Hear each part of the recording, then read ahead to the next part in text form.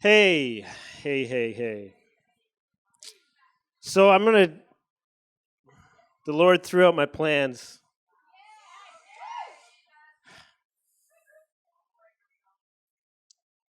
Oh, yeah.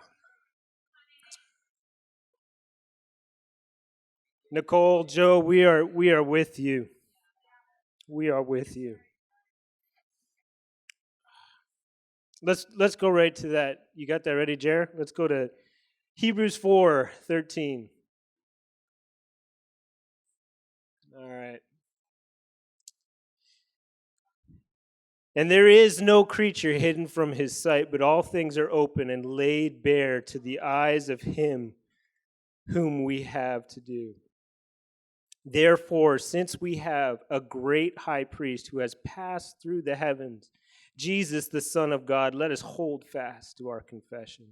For we do not have a high priest who cannot sympathize with our weakness, but one who has been tempted in all these things as we are, yet without sin. Therefore, let us draw near with confidence to the throne of grace so that we may receive mercy and find grace to help in the time of need. He was just really speaking to me clearly as we were entering that amazing time of worship.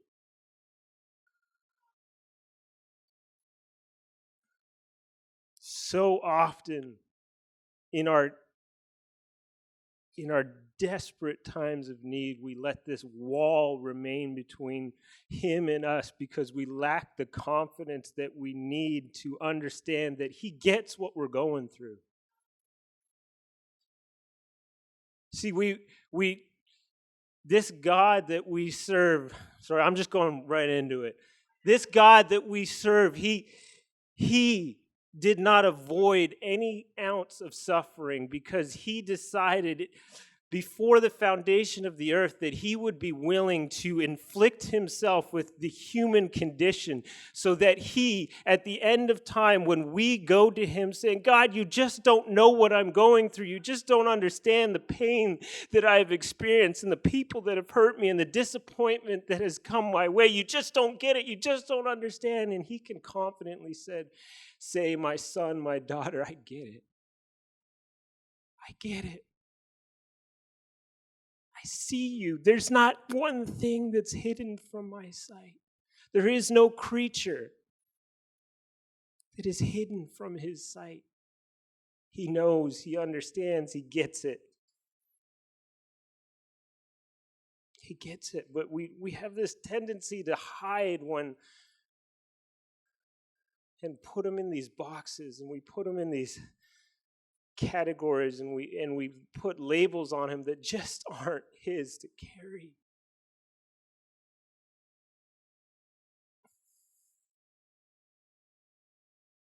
And he still doesn't blame us for that. I was crying there on the front row there, just all the things that I've accused him of being, and all the misunderstandings that I've had about him, and he doesn't hold any of that against me. We've walked this journey with losing our babies, and the moments of weakness that I've had, the moments of temptation, the moments of doubt, the moments of even going as far as rejecting him. And he doesn't hold it against me. He stood right there as I turned around and I decided to come back to him, and he welcomed me in, and he embraced me as his son, and he embraced me in my pain, and he embraced me in my disappointment, in a place of understanding, saying, my son, I understand what you're going through, I understand what you feel. All of the worst parts of the human condition, he chose to endure it, willingly chose to endure what makes our life difficult, what makes our life hard, what tempts us to walk away from his throne and mercy, his throne of mercy and grace and power and salvation, all of these things that call us away from the one and only God who has everything that we need. All of these things that tempt us to walk away from him and label him with all of these hideous names that we label him. He decided, I'm going to come to earth and endure those things so that I can confidently say to them that I know what you're going through. All of the worst parts of humanity he endured. He was ridiculed and accused and lied about. The story I was going to preach from today was, the story of him speaking to the Jews that they must eat his flesh and drink his blood. He was saying that to a crowd of people that had witnessed unexplainable, incredible miracles and had been so excited to follow him that they went all the way across a lake to find him in a different town. Crying will do that to you.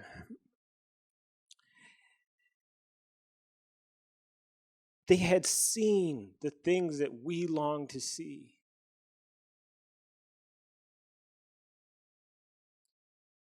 And,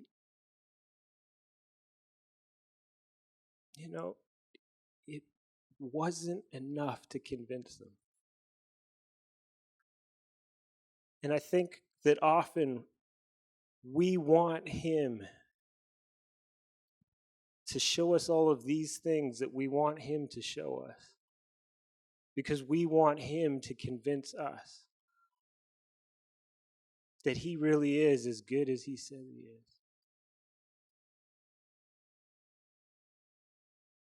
When he's already done everything he needs to do to convince us.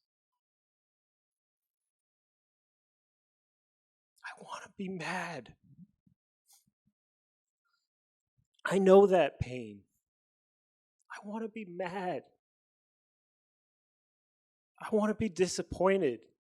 My flesh wants to be disappointed in him. Where were you?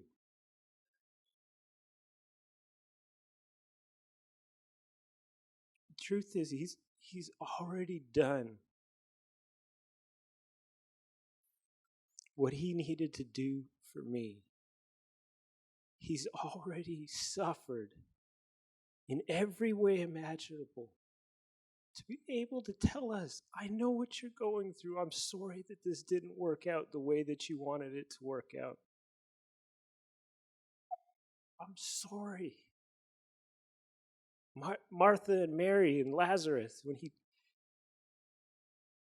got down and he wept with Mary in the ground, and Martha, he wept with them, he cried with them, knowing that he would raise Lazarus from the dead. This is the God we serve. He's willing to meet us exactly where we're at and say, I get it. I understand. I understand you have questions. I understand you have pain. I understand you have doubts. I understand. I've experienced the discomfort that you're experiencing.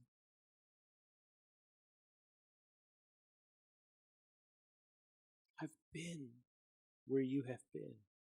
I think it is the most overrated thing, the most overlooked thing that we have with Jesus is that he chose to dwell amongst us. He chose to take on the form of a man. We forget. We read these stories of all the amazing power that he walked in and all of the incredible miracles that he performed. And we hear the stories throughout the centuries of what he is able to do now that he is resurrected. And we forget. In order for him to do the things that he did, he had to become like we are. He had to become like us. He had to endure this life like us. The shame of his birth. The illegitimate son of Mary. The ostracized brother. It's conjecture, but we know that his brothers at least criticized him when they invited him into the feast. And in John, we see that. And it said, "Why aren't you coming, Jesus, with us?" And he says, "Now's not my time." So his brothers and his sisters didn't believe in him. This family that he was born miraculously into, his own brothers, his own sisters, question if this story was even real.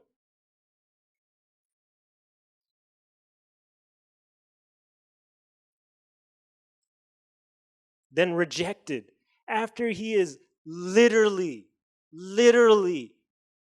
healing and releasing thousands and thousands of people from their bondage in front of thousands of people's eyes. People that they knew were lame since birth, people they knew were blind since birth, doing the kindest, most merciful, most loving acts, walking this world doing them, and people were lying and criticizing and ridiculing him, rejecting him, plotting to kill him. The things that we all say, if you would only do these things, I would give you my entire life. I would give you everything. The things we want to see, I want to see. He did it right in front of them, and they said, "That's not enough for me. Come on, O King of the Jews, why don't you perform another sign for us? O King of the universe, who came down to be flesh and endure all of the suffering of humankind. Snap, snap, let's go."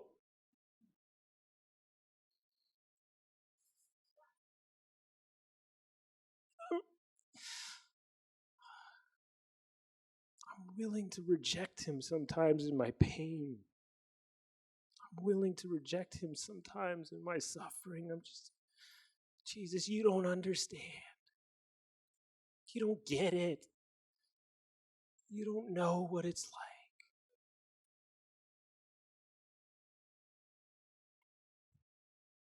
And he's whispering to me tonight. He's just whispering. I know. I know what you're feeling.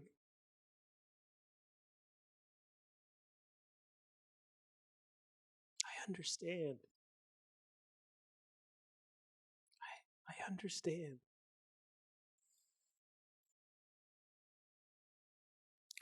Hebrews goes on to say this, chapter 5, verse 7, it says, "In the days of his flesh, he offered up both prayers and supplications with a loud crying and tears to the one able to save him from death. And he was heard because of his piety." Piety can be replaced there for reverence. He was heard in that garden while he's sweating blood and saying, "Lord, Father, you, the God of the universe, who is able to come up with another plan. You're able to go another direction. We're able to do something else. You're able to save me from death. I don't really want to do what you're asking me to do. Is there any other way? Is there any other way? Not my will. Not my plan. Not my comfort. Your way." Why? Why did he do that?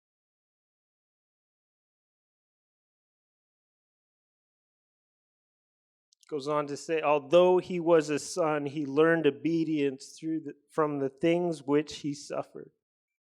And having been made perfect, he became to all those who obey him the source of eternal salvation, being designated by God as a high priest. That high priest that can sympathize with us in our weakness, that can understand. Not only does he on that cross saying, "I was willing to pay everything possible that I could pay so that you and I could be joined, so that you could know my rest, so that you could know my peace, so that you could know my healing. I got up on that cross to remove every excuse there was.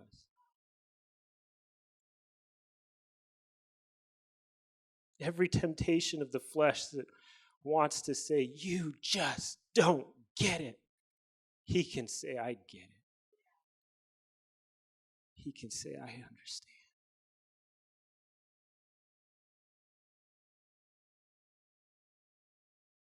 And that's what I was feeling him say tonight. He can understand.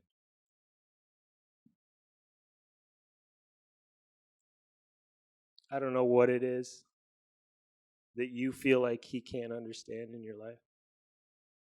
I don't know what impossible circumstance that you've walked through. We've had a lot of them.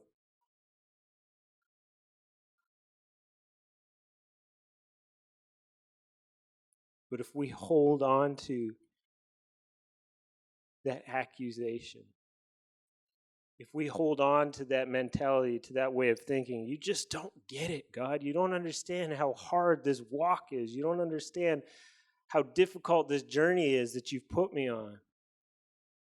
This thing that you're asking me to do, you just don't get it. If we hold on to that thinking, that's how we lose that first love that Vicky was talking about. This prayer that we've prayed in worship, if we don't want to lose that first love, then let's hold on to that thinking. You don't get it, God. You don't understand.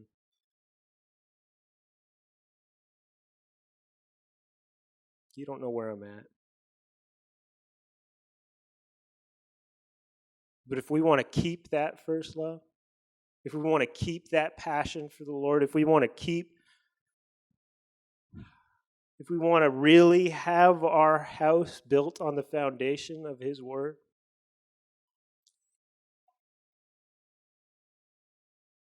we got to grab on a hold of that truth. Acquainted with suffering, despised by man, beaten beyond the recognition of a man.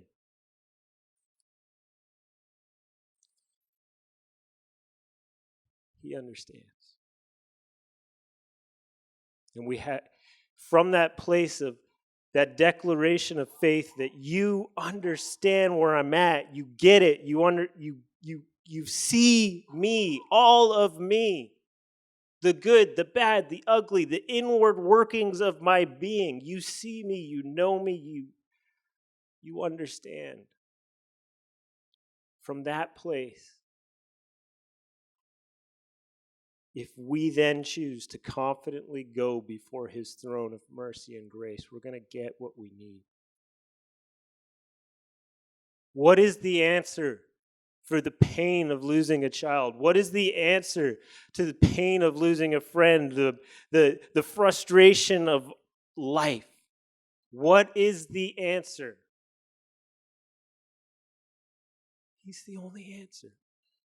But when we go to Him with walls, how are we ever going to get what we need? The answer, Jesus Christ, Son of the living God, come to dwell among us, come to be flesh and understand us and get us.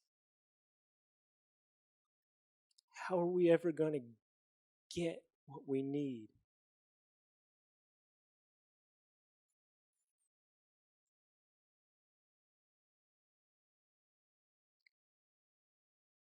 The truth is, guys, He's here. And He's been here. And He keeps coming. And the truth is, a lot of us have let Him pass us by. Because we've put Him in a box. Because we've accused Him of things He hasn't done.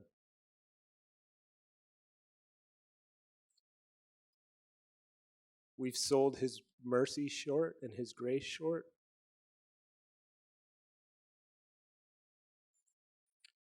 We've allowed the cares of the world to distract us. to lie to us.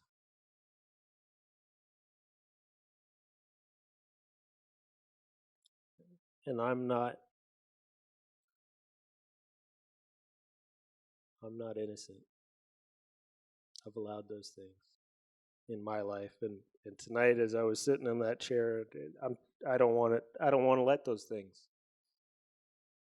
distract me from who he really is. I don't want to see him through the lenses of my disappointment any longer. I don't want to see him in a box. I want to see him as he is. Are you with me? So listen, let's stand.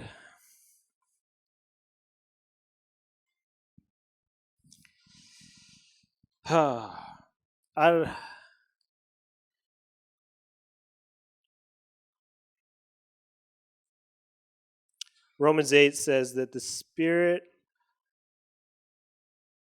comes and intercedes on our behalf with words through groaning, because we don't have the words to pray. That he comes and he fills our beings and our spirits with the words that we need to pray.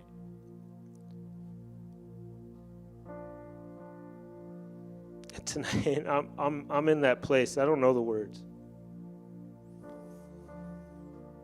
but I know he does, because he understands.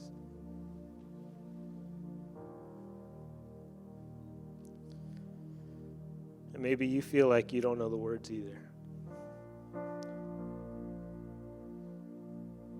So I'm going to do something a little different tonight. I want to get us out of our comfort zones a little bit.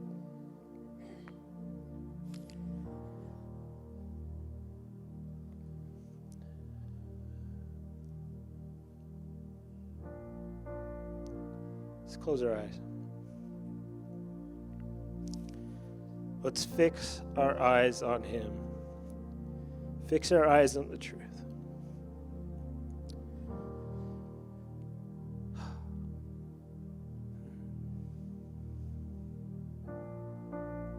Just for a moment in this silence,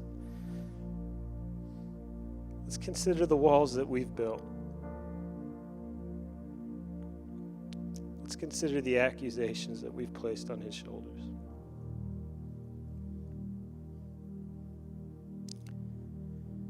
The circumstances that we claim he doesn't understand.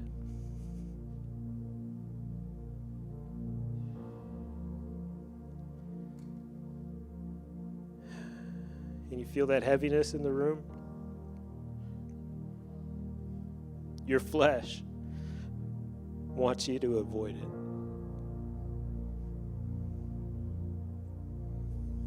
But tonight we need to embrace it.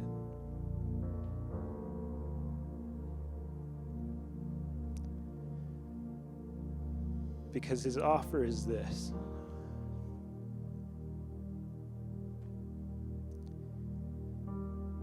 If we confess, he's willing to take that weight from us. He's willing to put that weight on his shoulders. That disappointment, that heartbreak, that pain, he's willing to put it on his shoulders in a way that only he can do.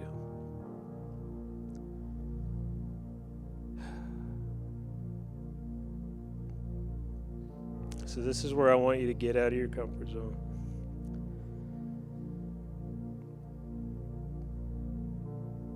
It says the Spirit intercedes on our behalf with groanings too deep for words.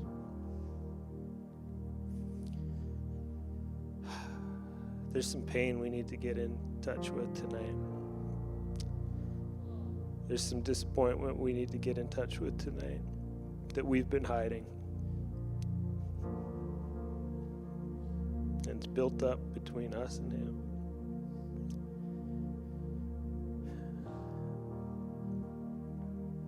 It's time to get it off our shoulders. So I don't know what your prayer is supposed to be, but he does. I'm going to lead you simply in a prayer of confession.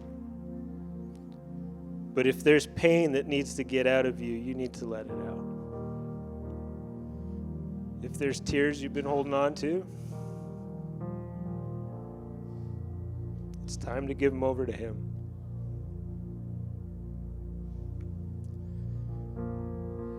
If there's heartbreak that's stopping you from knowing His love, it's time to let it go. And that might get ugly for some of you. You got to let it get ugly. You with me? So say, Jesus, I confess that I've been holding on to this pain, to this disappointment, to this heartbreak. And it's been separating me from you. I don't want it to separate us any longer. So I give it to you, Jesus.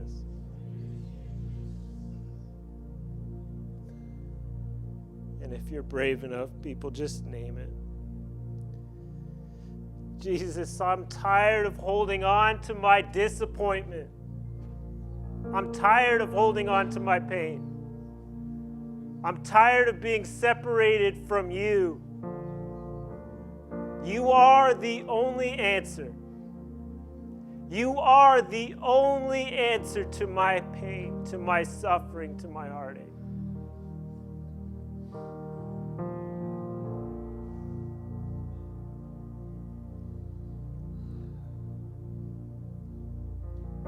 I need you, Jesus.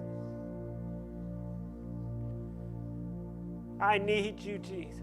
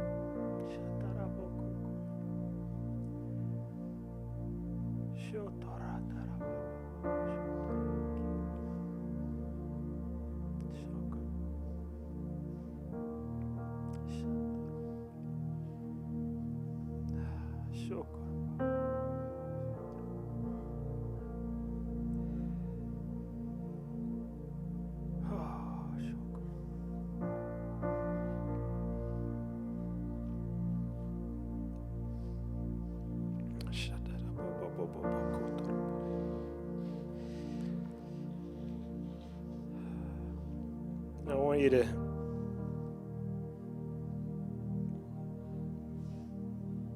lay a hand on the person next to you.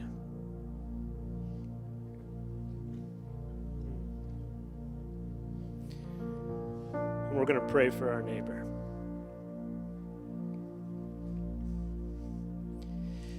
Jesus, you died for them. For my brother, my sister. You were willing to endure what you endured for them.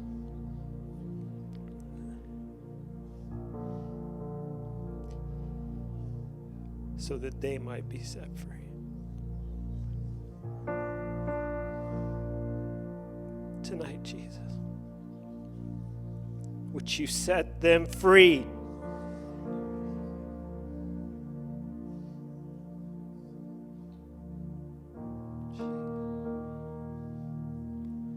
Now let that Spirit, that Holy Spirit of God, the very Spirit that rose him from the dead, let him pray through you.